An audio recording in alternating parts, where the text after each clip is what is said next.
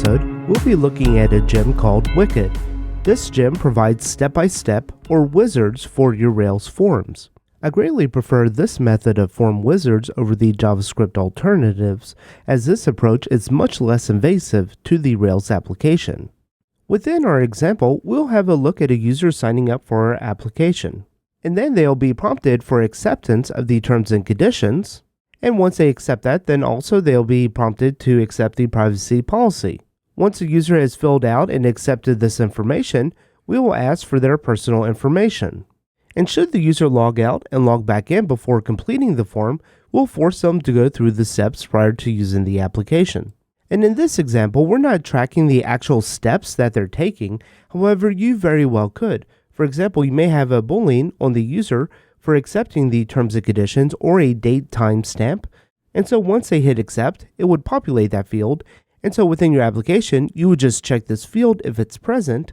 And if it is, then you would skip right over to the privacy policy and do something similar.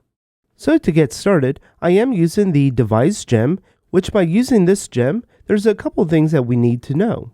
Within our routes.rb file, I have the device for users just like we normally would, but then I also install the controllers for the registrations. So within the console, I just type the Rails generate, the device controllers, and then I just give it a reference. You can call it user, users, or whatever you see fit, and then we would just make this link with the controllers is going to point to the registrations and then the user registrations.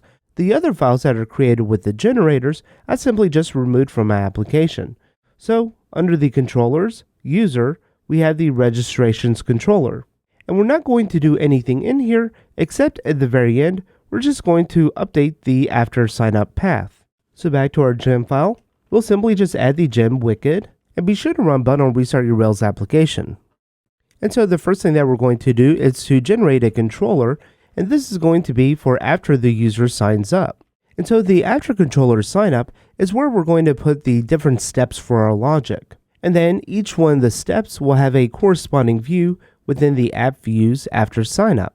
And because we are using device, we do want to include the before action, authenticate user. And this is simply because you should never need to come to the after sign up controller if you're not already authenticated. And then we will include the module, the Wicked wizard. And then we would define our steps. So the steps are just going to be a list of symbols. So first we'll have our terms and conditions, and then we would have our privacy policy, and then we will gather the user information. A wizard controller is going to have two main actions, and that's going to be the show page, and then we would also have the update. And so the show is going to be where we are displaying each step of the form, and then any kind of form submission from our wizard, we're going to trigger back to the update action of our sign up controller. And so for our show action, we're going to first set our user is equal to the current user. And then if you have any kind of logic that's going to be relevant to a particular step, then you can do a case on the steps, and then you can do a when terms. And so if we had to look up something, we could do it on this step. And same thing for the privacy and also the user information. And finally, at the very end, you need to call the render wizard. And personally, if I was doing something like this where we had several steps and they started getting a bit more complicated, then I would definitely move this off into its own class or something like that. But in this case, we're not really going to be interfacing with it much, so we'll just leave it like this. And so next, under our views after signup folder, we'll create a file called the terms.html.erb. And do note that this is not a partial, it is a regular view. And so I'll just paste in the privacy policy in there, and then we can create some kind of link. So I'll wrap this in a div class, and then we can style it appropriately, and then we'll create a simple link too. We would want to call this one accept, and then in order to proceed, we would just simply call the next wizard path. And so I'll also create one for the privacy policy, and then we can create another file for the user information. And keep in mind that you do want to make sure that whatever symbol you used within the controller, you want to make sure that you match the names exactly to each one of these views. And so within our user information, we'll just create a form with, and then we'll reference the model, our user, and then we need to pass in the URL, and the URL that we want to post back to is going to be the update action of our after signups controller, and that can be accessed with the wizard path. And then within the block, I'll just paste in the first name text field, last name text field, and then a button to where we can submit this.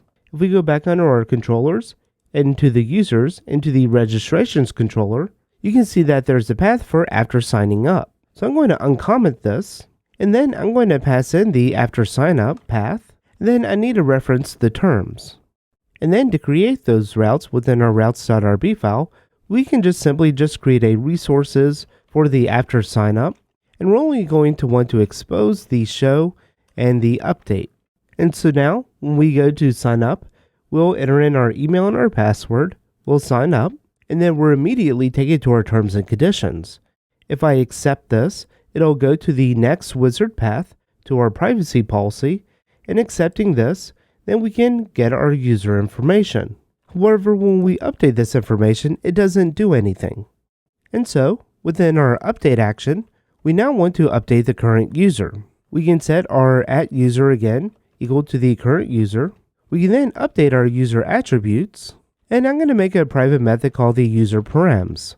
And finally, whenever we are finished, we always need to render our wizard, and in this case, I'm also going to pass in the user.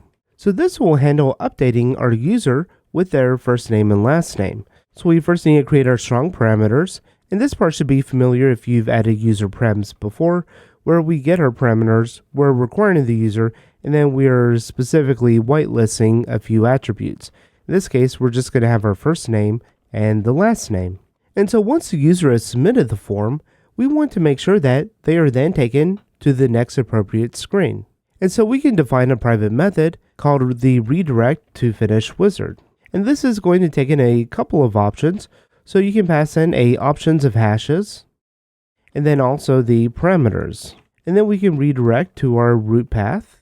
And maybe we want to give the notice, thank you for signing up.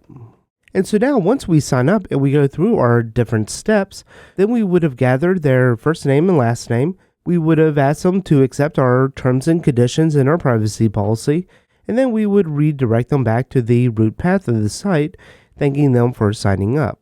And so if we sign up, and then we enter in the first name and last name after we go through the privacy policy steps, and then click Update User, you can see that we're then taken back to the index section.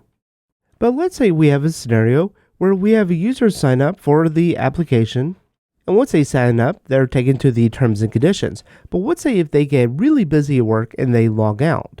They finally have time to go back to your website, and when they log in, entering their email address and their password, when they sign in, they're just taken right to the index section of our welcome page, and they're no longer having to accept the terms and conditions. And so that could be a big problem in your application, especially if you're gathering some information that the application relies on in order to function properly. And so within the application controller, I'm going to have a before action, and this before action we're going to call the verify user steps, and it will be a private method. And so within here, the one thing that we want to do is we want to return if it is a device controller. And the reason why we want this here is just so we're not interacting with the device controllers with this verify user steps. If they're in the process of signing up, requesting their forgotten password, or just simply in the process of logging in, then we're not going to want this action to do anything. Maybe you also want to have another return, unless the user is signed in. And this is another device method that's available to us. And maybe you also want to put in a check if the current user has a first name and if the current user has a last name present. And so each one of these will force it to return early from this method. If they do not satisfy any of these conditions, then we know that we need to redirect them to the after sign up path. And maybe we would just want to start them back at the terms and conditions. But you can adjust this based on whatever logic that you want to put up here. And so once we have this before action, it's important to go into the after sign up controller, and then at the top, we would have a skip before action, because once they are at our form wizard, we don't need to verify if they need to be sent here or not because they already are here. And so with those changes made, we should just be able to come back to our application now and refresh the page, and you can see that we're redirected and taken right to our terms and conditions. If we accept through most of these, but then we sign out and sign back in, or if we just go back to our home page, it just takes us right back here.